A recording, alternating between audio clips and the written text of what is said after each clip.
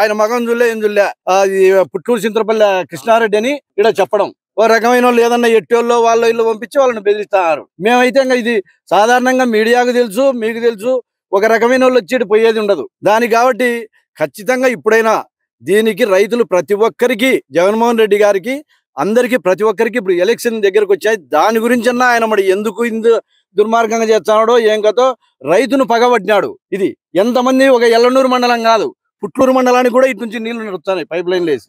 మరి అందరినీ నోర్లు కొట్టి మళ్ళీ ఇప్పుడు ఏమైందంటే ఇదే ఇప్పుడు బాబు చెప్పడం పర్మిషన్ అన్నాడు. పర్మిషన్ అన్నా కానీ మేము ఒప్పుకోం. మా ఇదే జంబు అవతల 30 బోర్లు ఉన్నాయి, 30 బోర్లు, బోర్ల పక్కలో బోర్ వేయనియడంలే రెవెన్యూ వాళ్ళు.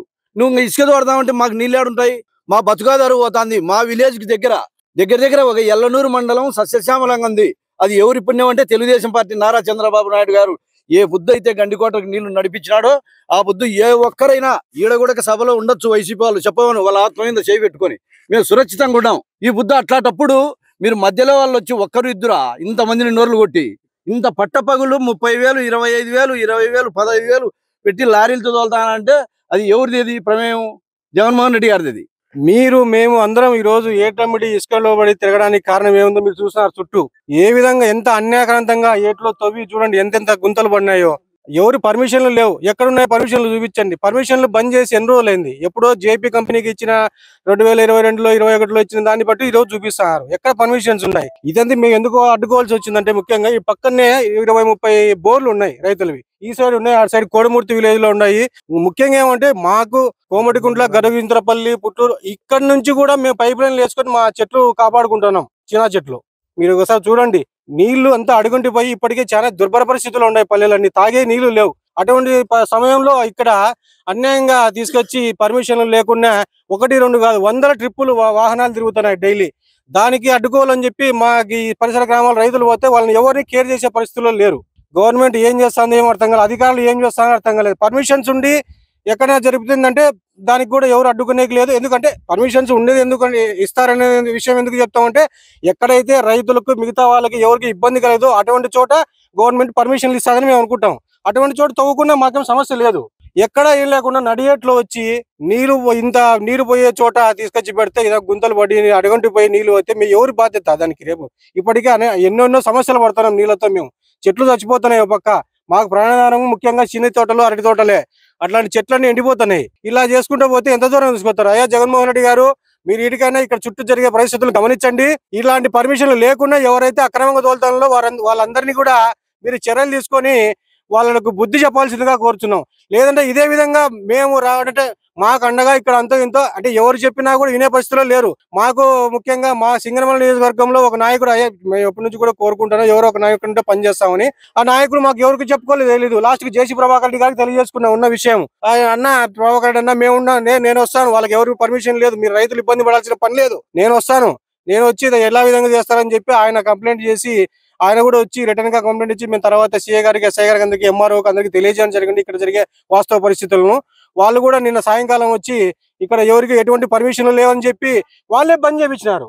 వాళ్ళకి అన్ని అనుమతులు ఉంటే ఎందుకు బంద్ చేపిస్తారు? ఇది ఒక్కటి ఆలోచన చేయండి మీరు, పత్రికా ముఖ్యంగా మీకు అందరికీ తెలియజేసుకునేదానికి. అట్లాంటిది అంటే అక్రమంగా డైలీ దాదాపు మైదుకూరు నుంచి, ప్రొద్దుటూరు నుంచి, నంద్యాల నుంచి, ఎక్కడెక్కడి నుంచో ఇక్కడ నుంచి ఇసుక తరలిపోతుంది. అక్కడ మా ఇసుక గవర్నమెంట్ పర్మిషన్లు ఇస్తే ఇసుక తరలించుకోండి ఎక్కడైనా కానీ, అంటే రైతుకు ఇబ్బందులు ఉన్న చోట ఇచ్చేది కాబట్టి రైతు ఇబ్బంది లేదు మాకు. అక్కడ నుంచి తరలించినా కూడా ఇక్కడ ఎక్కడ పర్మిషన్ లేకున్నా కూడా నడింగల తీసి సెంటర్లో ఏట్లో ఈ విధంగా నష్టపరిస్తే ఎవరు పోయేది? రైతులు. ఇప్పటికే అనేక కష్టాలు అనుభవిస్తున్నాం రైతులమంతా.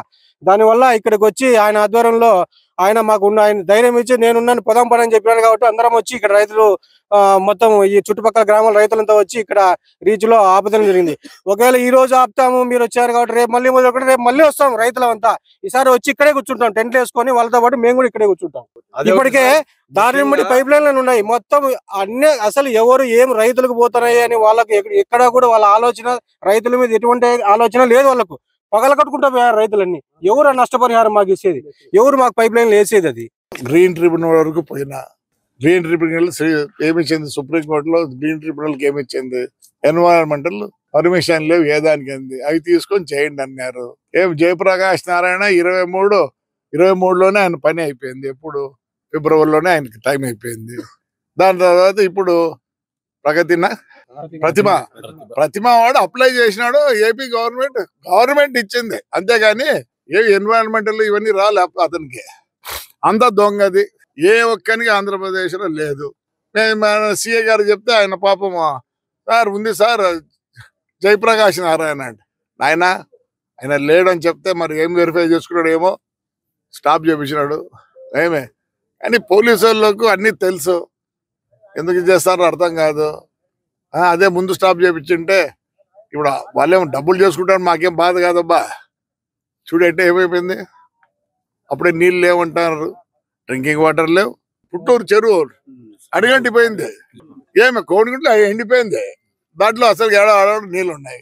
ఇప్పుడు ఈసారికి ఎట్లా రైతాంగానికి ఇవిలే మేము రైతుల కోసం వచ్చినాం, కానీ నువ్వేదో ఇసుక చేసుకొని డబ్బులు చేసుకోండి, మాకేం దిగులు లేదు.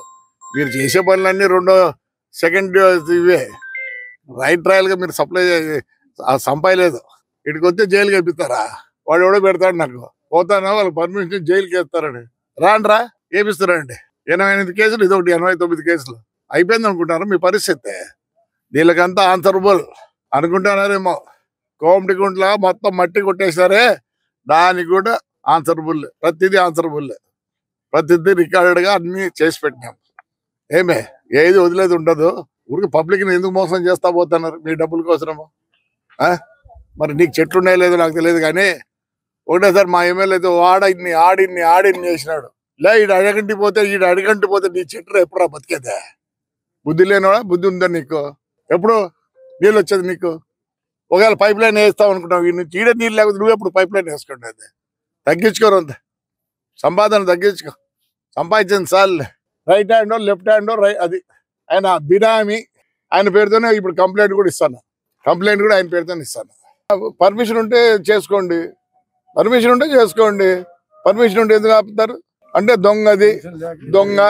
దొంగతనమే చేస్తారు, అంతేగా దోచుకుంటారు, ఇసుకలో దోచుకుంటారు. అంత ఈజీగా ఉండదు మీ పరిస్థితి. ప్రజలు బాధపడతాన్నప్పుడు యువతల సుఖంగా ఉండలేము మనం.